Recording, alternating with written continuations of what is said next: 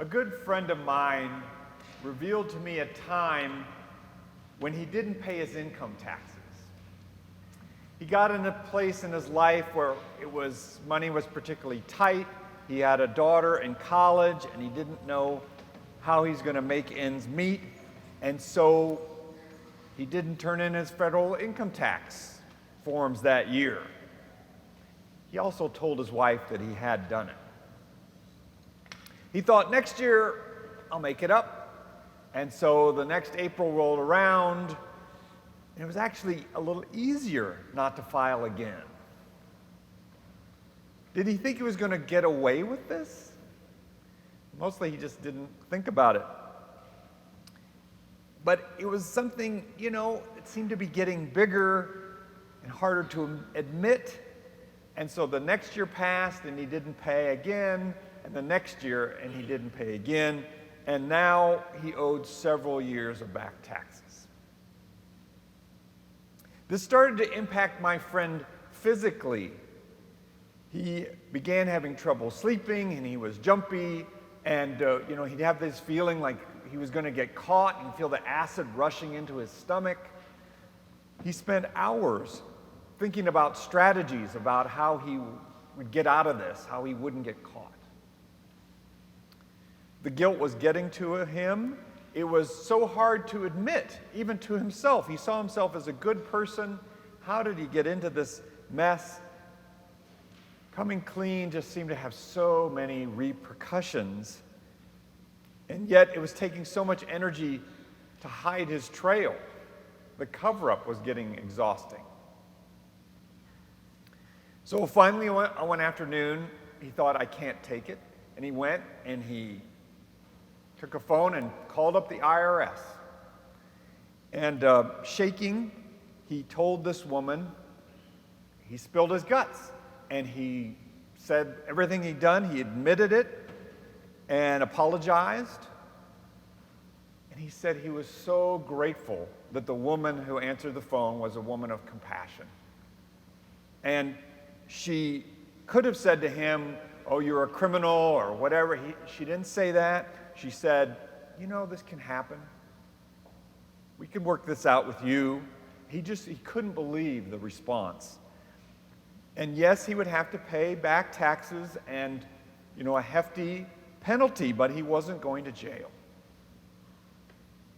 And this friend told me that when he got off the phone, he felt overjoyed. It was like a physical relief for him. And then he told me that he just kicked himself. Why didn't he confess sooner?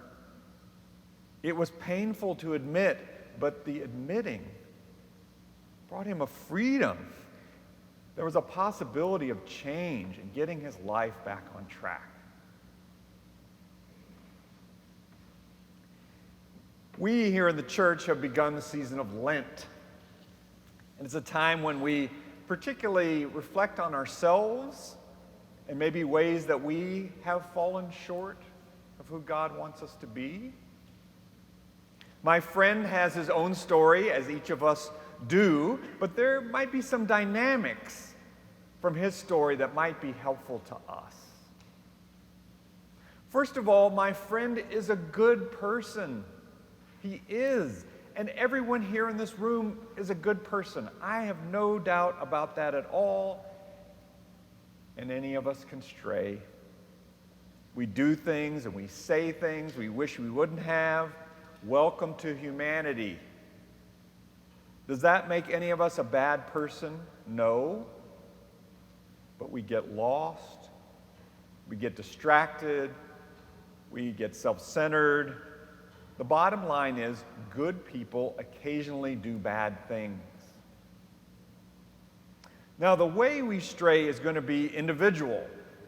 There might be one person who has this bad habit of spreading mean-spirited gossip, or another one of us, we always have to be right, and so that sends us in some bad directions.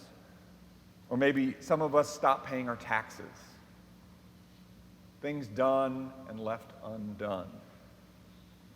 Sometimes we're very aware of, the flaws in us. My friend knew it was wrong not to pay his taxes. And so that leaves us with a struggle and a lot of work to do. And sometimes there may be a blind spot for us. We get a little oblivious of how judgmental we could be or how envious we can be. And it might take some honest reflection, some listening to feedback that's hard to hear from other people, or maybe even praying to God, God, help me have insights about who I am and how I behave. This is not easy. Sometimes our pride starts to get in the way. We sometimes get into that wanting to hide our imperfections and our mistakes, even from ourselves. There's that great story in Genesis of Adam and Eve after they'd eaten the apple, that the story says they went and tried to hide from God, right? Can you imagine them there in those bushes hiding there, just, well, we can hide from God and maybe this will all go away. But hiding takes a lot of energy, and it often doesn't work very well. But if we can realize and admit ways that you and I have fallen short, we come to a key point in my friend's story, and that's when he went ahead and called the IRS. Hard to do. It's called confession. Confessing is expressing it, owning it, maybe even making it public. We human beings are so tempted to not take responsibility, right? We get filled with excuses. You should have seen what the other person did, or everybody does it, or whatever it is. There's this certain release that can happen to be honest and owning and even telling the ugly truth. Who do we confess to? My friend called the IRS, and he did confess to his wife. Maybe we do need to tell a person we've harmed. Or maybe it's about confessing to our Creator, saying, I'm sorry. What a beautiful thing to apologize. It's a little thing, but it has a big impact. And Lent is a great season to exercise that muscle of apologizing, to let go our pride. Declaring I'm sorry is actually a sign of strength, not weakness. Then might come forgiveness. We say might because that's not guaranteed, just because you confess. Certainly in our earthly interactions, that person could ignore our confession or maybe even want revenge back at us. We don't know what might happen. Now, the gospel says something different about God. The good news is that Jesus says God is more ready to forgive than we can imagine.